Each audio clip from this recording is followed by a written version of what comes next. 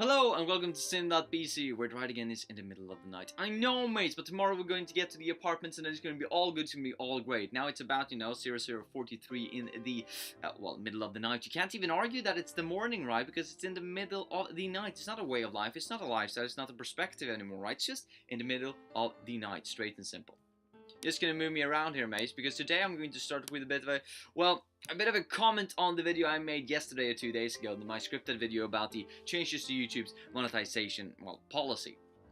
And I made this video about the change to YouTube's monetization process. It was a scripted video because, how do you word something like that, really? Made the script in about 15 to 20 minutes in order to, have an understanding of what I was going to say, so just keep that in mind if you view it.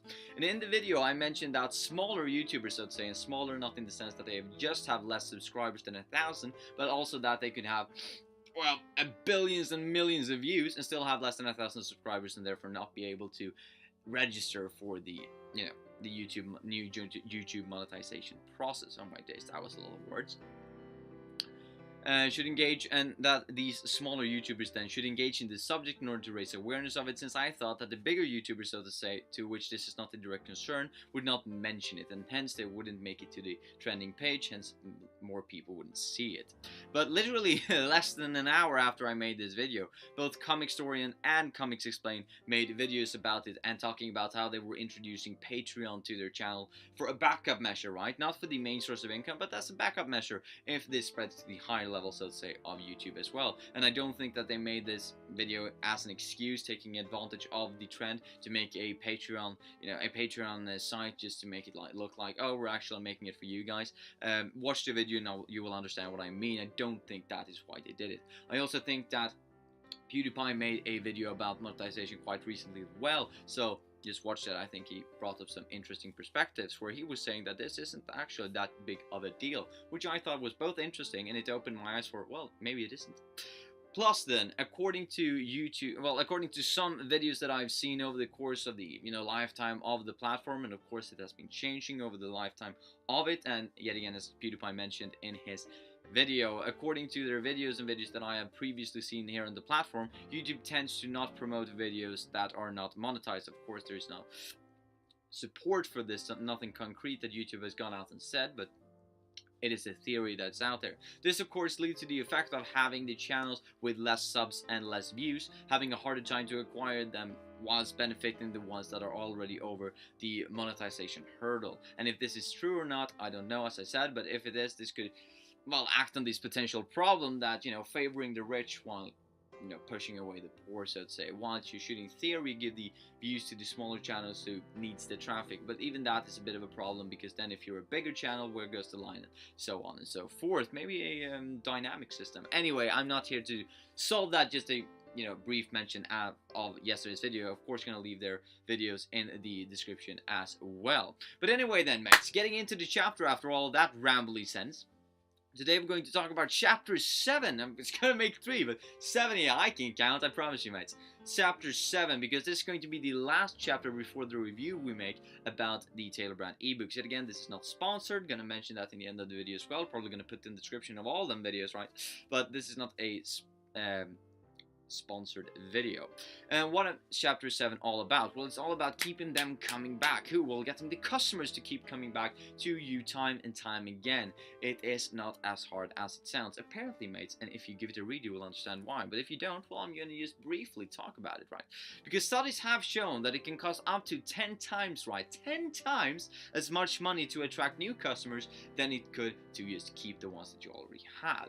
And this makes quite a lot of sense, because we are creatures of habit when it all comes down to it. So of course I'm going to go to the same mall, to the same store, buying my clothes at the same place over and over again. Why? Well, because that's convenient. I'm a person of habits. I like habits. Habits makes me feel safe. It makes me feel calm. It makes me just feel, overall better. So if I found a place that I like to eat, maybe I will go there more often, because what happens if I do not choose to go to that place? Well, I need to make some, I need to make some research about the other places I need to go to eat, shop, or visit. I need to make some additional work, so to say. There is an additional barrier of entry for me to change my habits than just to go back to it. And that is the same for you as a company. In order for you to attract new customers, that costs more because you need to be able to provide people with easy accessible information that will introduce them to your company instead of the competitors, and therefore making them choose you, making you the new habit. But you yet again need to cover this barrier of entry, providing them with the necessary information in order for them to transcend and go over to you. And here are then some quick tips for inspiring brand loyalty. You're gonna read these for right off, right? Keep your branding visible, provide superior and consistent customer service, give them ways to tell their friends, their customers, right? Because that's all about the word of mouth, and ask for reviews. Now, getting into them one by one. First one being keeping your branding visible. According to the chapter, it takes about 13 milliseconds for the brain to recognize an image, and that's quite fast, right? So if you recognize an image more and more, if you're seeing it more and more, you're probably, right, in theory, going to shave away from that time and making it easier and easier for your brain to remember it, because it's just like when you have the first letter and the last letter of a word and you have all of the letters in it but in the wrong order. You can still kind of, easily read the word out there because you understand and your brain has recognized that all of these letters are going to make this number in this context. And that is the same with the image. So if you're walking around in a mall and you're looking for instance, in a subway because you want to eat, if you just take a look around, so to say, and you see the green and yellow logo, your brain will instantly pick up on, oh, it's there, even though you haven't actually read the logo, even if you haven't actually seen the sign. Maybe it's just a sign in the way it's placed that you kind of recognize that, oh, this is it. So keep your branding visible. Since we previously have been discussing simple design, you can also change your logo easily when it comes to the season without actually making people getting away from this brand recognition, since they're already recognizing the brand or the logo, so to say. And this is in order to keep it fresh, so to say, for new people, because even though they're recognizing it, maybe they think that you're quite stale if you go for the same logo, the same branding solution, the same thing all over the year, all across the year. So maybe you want to add something, maybe to stand out from competitors, maybe to show people that, this is something new. So your brain is recognizing the brand, but then you're like, oh, what was that? You need to give it a second look because it's quite like the brand, but it's not actually like it. Why? Well, because you might have added a mistletoe, you maybe added a pumpkin or something for the seasonal variety, making people want to go there because it's fresh, it feels new, even though they're already a habit of going there.